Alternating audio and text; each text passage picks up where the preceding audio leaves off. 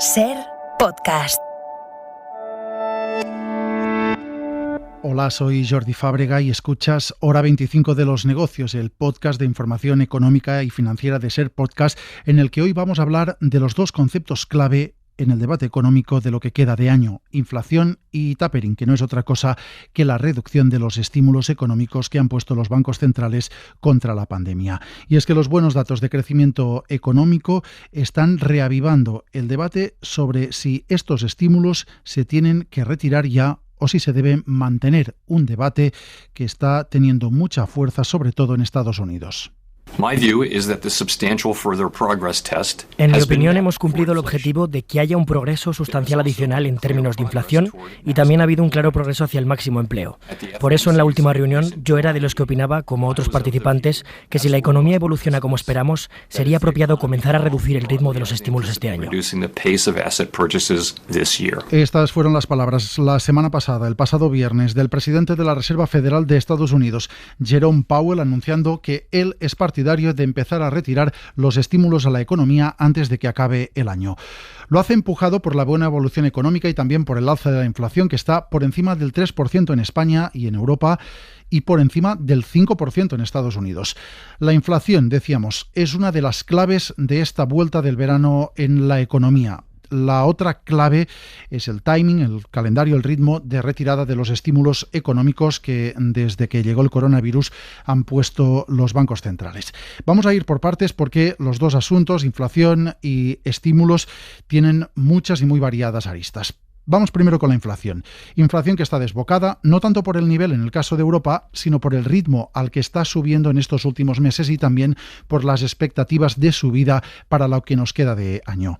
Almudena Lopesino, buenas noches. Buenas noches, Jordi. Vamos a repasar primero los datos de la inflación que tenemos ahora en España. En España, el mes de agosto ha terminado con la inflación en el 3,3%, según los datos del INE. Es el nivel más alto desde octubre de 2012. Los precios suben, especialmente por la subida de la luz. Llama la atención que la inflación ha pasado del 0% en febrero al 3,3% en agosto. ¿Puede esta subida de la inflación frenar la recuperación económica? Por ahora, el Gobierno oficialmente sigue atribuyendo la subida del IPC a factores temporales y pasajeros y, por lo tanto, asegura que no tiene por qué afectar a la recuperación. Lo decía Félix Bolaños, ministro de Presidencia, esta semana en la SER. Esto de la factura de la luz, nosotros entendemos que lo que supone es, en todo caso, una inflación que puede ser coyuntural, pero las cifras que vamos a tener de crecimiento económico, probablemente por encima del 7% durante los próximos años.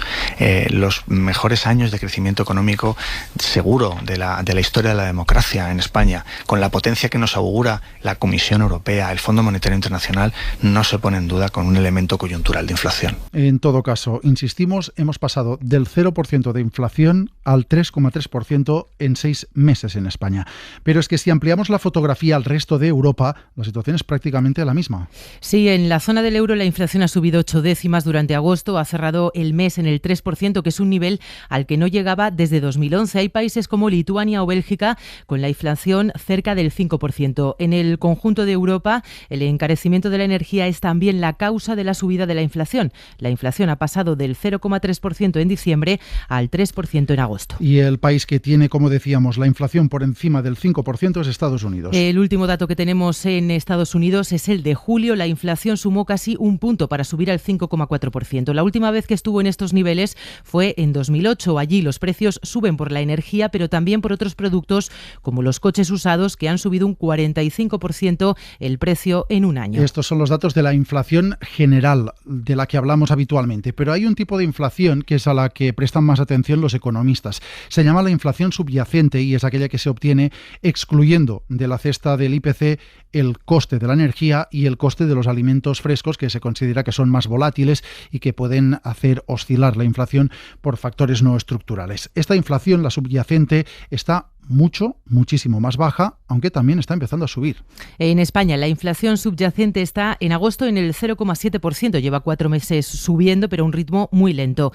En la zona euro, la inflación subyacente está en el 1,6% y en agosto ha subido casi un punto. Desde 2013 no subía tanto en un solo mes. Y en Estados Unidos, la inflación subyacente también está mucho más alta, en el 4,3%. Estos son los datos que hay que poner en contexto, porque la inflación está subiendo por la energía, como acabamos de ver, sí, sí, pero también, y hay que destacarlo, porque ahora mismo se están comparando los precios que tenemos a día de hoy con los precios que teníamos hace un año. Y hace un año estábamos sufriendo mucho más duramente que hoy el impacto de la pandemia, acabábamos de salir del confinamiento y teníamos la actividad industrial y la de servicios por los suelos. El precio del petróleo, por ejemplo, estaba por debajo de $40, no había demanda. Ahora cuesta casi el doble, más de 70. Es, por tanto, lo que estamos viendo con la inflación, fruto de la normalización, de la vuelta a la normalidad tras la pandemia, un reflejo de que la actividad económica está creciendo a las tasas más altas que se recuerdan, o estamos ante un síntoma de que la economía realmente, y eso sería lo preocupante, se está sobrecalentando demasiado. Estos son los datos de inflación subyacente. Estamos viendo cómo están subiendo y están subiendo a un ritmo alto. Están subiendo mucho en pocos meses, pero los economistas avisan de que estamos ante una situación pasajera, de que a finales de año o como a mucho tardar a principios de 2022, esta situación se revertirá. Es la previsión del Fondo Monetario Internacional, de su economista jefa Geeta Gopinath. Now, aftershocks from the upheaval of last year pose unique policy challenges. Pent-up demand and supply chain bottlenecks are putting upward pressure on prices. Nonetheless, in most advanced economies, inflation is expected to subside to pre-pandemic ranges, que dice que los niveles de inflación en la mayoría de países avanzados volverán a los niveles prepandemia a lo largo de 2022. Ahí es donde entra el segundo concepto que ponemos hoy sobre la mesa, la segunda clave, los estímulos con los que los bancos centrales han regado la economía desde que llegó el coronavirus. Vamos primero a poner cifras a estos estímulos porque estamos hablando, Almudena, de cantidades nunca vistas. En Estados Unidos, las inyecciones de la Reserva Federal desde que empezó la pandemia superan los 4 billones de dólares. Se están inyectando a un ritmo de unos 120.000 millones al mes. En Europa, el Banco Central Europeo ha gastado 1,3 billones de euros en el programa antipandemia. Inyecta unos 20.000 millones cada semana. Y ahí es donde empieza el debate, con la inflación subiendo, como hemos visto, con los datos económicos recuperándose. ¿Es o no el momento ahora de que los bancos centrales se empiecen a retirar? ¿O esa retirada de las inyecciones de los bancos centrales puede diezmar la recuperación?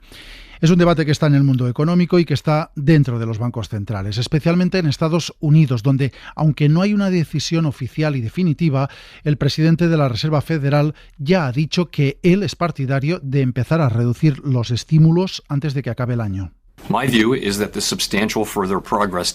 En mi opinión, hemos cumplido el objetivo de que haya un progreso sustancial adicional en términos de inflación y también ha habido un claro progreso hacia el máximo empleo.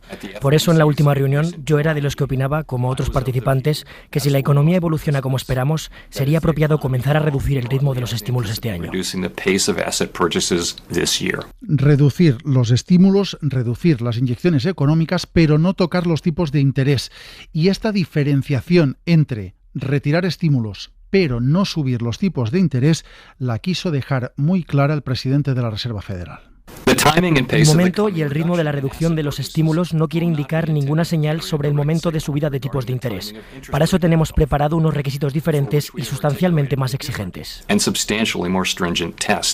Este es el debate en Estados Unidos, donde la inflación es mucho más alta que en Europa y donde han recuperado ya los niveles económicos previos a la pandemia, cosa que en la zona euro aún no ha ocurrido. Así que el debate aquí, aunque es parecido, no es exactamente idéntico. Aunque en la última reunión del Banco Central Europeo ya hemos visto cómo algunas voces empezaron a pedir a la institución que retirase parte de sus estímulos. Oficialmente, la decisión es mantener el programa de compras contra la pandemia y mantenerlo, además, a toda máquina.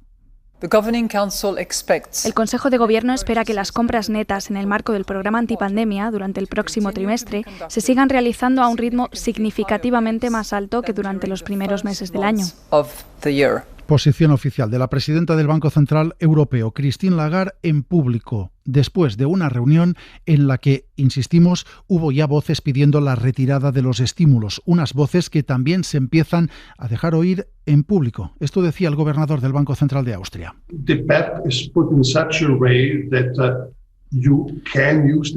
Decía que el programa antipandemia del Banco Central Europeo está diseñado para utilizar su flexibilidad si es necesaria y que actualmente estamos en una situación en la que podemos pensar en cómo cerrar el apartado COVID y centrarnos en el apartado inflación. Esto decía el gobernador austriaco. Y el mismo día hablaba también el gobernador del Banco Central de Francia. Nous regardons les conditions de financement favorables et il faut souligner d'ailleurs qu'elles sont aujourd'hui. Decía François de Villeroy que tenemos en cuenta las condiciones de financiación y hay que subrayar que a día de hoy son más favorables que en la última reunión del Banco Central Europeo. Esto decían los gobernadores de bancos centrales, apuntando quizá a que hay que al menos plantearse ya cuándo es el momento de empezar a retirar estos estímulos. La siguiente oportunidad de tomar esta decisión será la semana que viene. Hay reunión del Banco Central Europeo el jueves, aunque la mayoría de analistas y de economistas creen que la decisión no se tomará en Europa hasta final de año. Sobre cómo tiene que ser esta retirada de las inyecciones económicas, le preguntaron hace unos días al vicepresidente del Banco Central Europeo, al español Luis de Guindos. Decía que cuando se decida empezar este tapering, lo mejor es hacerlo poco a poco. Mi opinión personal es que hay que intentar evitar estos efectos acantilado que decía anteriormente.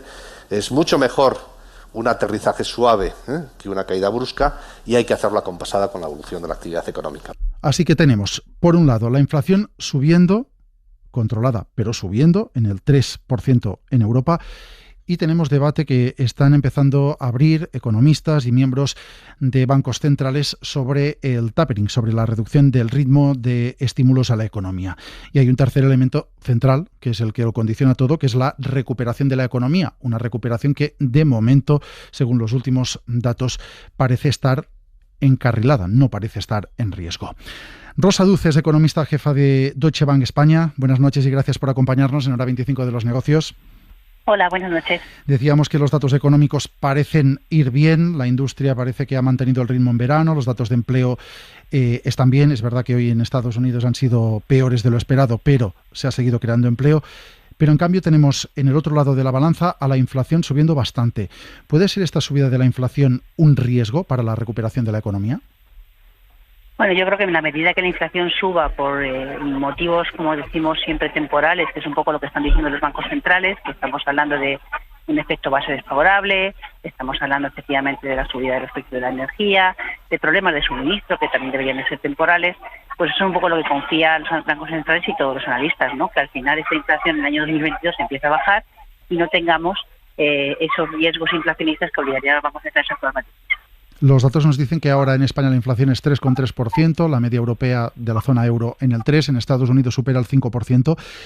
¿Puede subir más? ¿Hasta dónde puede subir? Y sobre todo, ¿a partir de qué nivel deberíamos preocuparnos? Puede seguir subiendo porque además estamos hablando de que estos problemas que comentaba antes siguen estando ahí. Es decir, tenemos el efecto base con respecto al año pasado, es decir, al comparar esta inflación de este año con la inflación del año pasado, pues son cifras más altas. Tenemos el problema de que no se ha solucionado todavía, de que hay algunos sectores como el sector de automóviles que se está enfrentando a problemas importantes de suministro y por tanto, bueno, pues esos son factores que van a provocar junto con esa demanda que estaba reprimida y que ahora como consecuencia de la recuperación pues también está saliendo, pues esa subida de los precios que seguirá. Preocupante sería que viéramos algo que realmente, viéramos factores que impidieran que esa inflación al final del año que viene bajara, que es lo que piensa todo el mundo. En la medida que la recuperación sea paulatina y veamos que efectivamente la economía se va recuperando o conseguimos por fin superar la pandemia, no tendríamos ese problema de una inflación tan brusca como para tener que cambiar la política monetaria. Los datos de inflación, en todo caso, sí que han dado argumentos a aquellos economistas, a aquellos incluso gobernadores de bancos centrales, que dicen que hay que plantearse ya, al menos, reducir el ritmo de inyecciones económicas que están haciendo los bancos centrales. ¿Ha llegado en Europa, igual que se anuncia en Estados Unidos, el momento de plantearse ese tapering antes de que acabe el año? Yo creo que en Europa la situación es diferente. En Europa realmente la economía todavía está lejos de alcanzar los niveles pre-COVID. Se espera que los alcance a finales de este año y en el año 2022 y por tanto no hay esa prisa como en Estados Unidos. En Europa lo que sí que se espera es que el programa de compra de deuda para la pandemia se mantenga hasta marzo de 2022, que es lo previsto, Y a partir de ahí lo que veríamos es que volveríamos un poco al sistema anterior, ¿no? Que había antes de la pandemia, en el cual el Banco Central Europeo iba comprando, pero no a medida que veía que un poco que la economía iba necesitando, pero poco a poco, ¿no? Entonces yo creo que lo normal es que el Banco Central Europeo siga con su programa de estímulos, mire, como ha hecho la Reserva Federal, continuamente la inflación y también el crecimiento, y poco a poco, en la medida que la economía se siga recuperando, pues a partir del año 2022 veremos cómo va retirando poco a poco esa compra de deuda y al final terminará pues viendo los tipos de interés, pero desde luego dentro de mucho tiempo, cosa que la FED, por ejemplo, podría hacerlo ya en 2022. A principios de este año, a lo largo del mes de marzo, si no me equivoco, el Banco Central Europeo anunció que iba a incrementar las inyecciones semanales de dinero del programa antipandemia. Ese ritmo mayor de estímulos económicos se ha mantenido hasta el verano. Hay quien plantea que, aunque se mantenga el programa, habría que empezar a reducir esas cuantías. Yo creo que en el cuarto trimestre es un poco pronto. El cuarto trimestre lo normal es que sigan con este ritmo acelerado de compras. Al final ellos tienen un presupuesto de compras que termina en marzo de 2022 y lo que están haciendo es comprar antes o después, dependiendo cómo ven la evolución económica, viendo lo que está pasando con las nuevas infecciones, viendo que en Europa todavía estamos lejos de niveles de crecimiento pre-COVID. Yo creo que todavía en el cuarto trimestre podría mantener este ritmo acelerado de compras. La gran pregunta es ¿qué pasará cuando se retiren todos estos estímulos? ¿Estará la economía realmente preparada para correr sola sin esta ayuda? Porque si se mantienen ahora el programa en el mismo nivel de compras y en marzo se extingue, la retirada tendrá que ser bastante rápida. Es lo que comentaba antes. Realmente no va a haber una retirada. Terminará el programa de compra de deuda para la pandemia y lo que harán es seguir comprando bajo el programa que existía anteriormente, que también era un programa de compra de deuda. Lo que pasa que este es el que poco a poco tendrán que ir retirando a medida que la economía siga recuperándose. Pero de momento no está sobre la mesa del Banco Central Europeo. ¿Por qué? Pues porque la economía todavía tiene que dar señales de que, como comentabas, ese crecimiento económico es sostenible. Vamos a tener un año 2021, un año 2022, 2023 probablemente también positivo porque tenemos los fondos europeos, pero unos fondos europeos se tienen que utilizar bien porque si se utilizan bien permitirán efectivamente que la economía mejore su potencial de crecimiento a medio plazo. Pero si se utilizan mal, pues entonces lo que haremos, tendremos 2 o 3 años de mucho crecimiento para luego volver a caer. Precisamente por eso le quería preguntar por si los fondos europeos pueden jugar en algún momento como sustituto de este programa de compras del Banco Central Europeo cuando se retire. De momento lo que estamos viendo es que el Banco Central Europeo va a seguir con su política de tipos bajos durante mucho tiempo. ¿Por qué? Porque además tenemos niveles de deuda muy altos. Esa deuda hay que financiarla. Por tanto, no nos podemos permitir el lujo de que suban los tipos de interés y que esa deuda sea complicada de financiar. El Banco Central Europeo es muy consciente de esto y lo que está diciendo es: yo voy a mantener la política monetaria durante todo el tiempo que sea necesario de forma expansiva. No tengo ninguna prisa por retirar estímulos, pero evidentemente no van a ser eternos. Subir tipos de interés, desde luego, no está en mi agenda. Y efectivamente, ya hace mucho tiempo que el Banco Central Europeo estaba diciendo que la política fiscal tenía que ayudar. Ahora ha llegado la política fiscal para ayudar y lo que tienen que hacer los gobiernos es utilizar bien esa política fiscal para que en el medio plazo, al final, la economía se pueda mantener sin estímulos. Pues Rosa Duz, economista jefa de Deutsche Bank España, gracias por aportarnos su visión. Buenas noches. Buenas noches a vosotros también. Hasta luego. Pues este es el diagnóstico. Próxima etapa, jueves que viene, Frankfurt, 2:30, comparecencia de la presidenta del Banco Central Europeo, Christine Lagarde, tras la reunión del Consejo de Gobierno, una reunión en la que se dibujarán nuevas previsiones para la economía, para ver cuál es el empuje de la recuperación en lo que queda de año y el año que viene, nuevas expectativas de inflación y veremos si también se dibuja la senda por la que caminará el programa de estímulos contra el coronavirus. Hora 25 de los negocios, seguimos.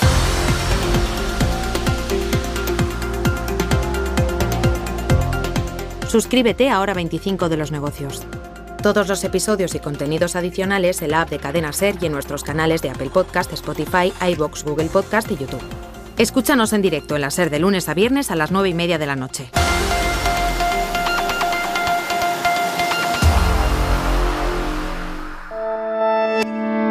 Cadena SER. La radio.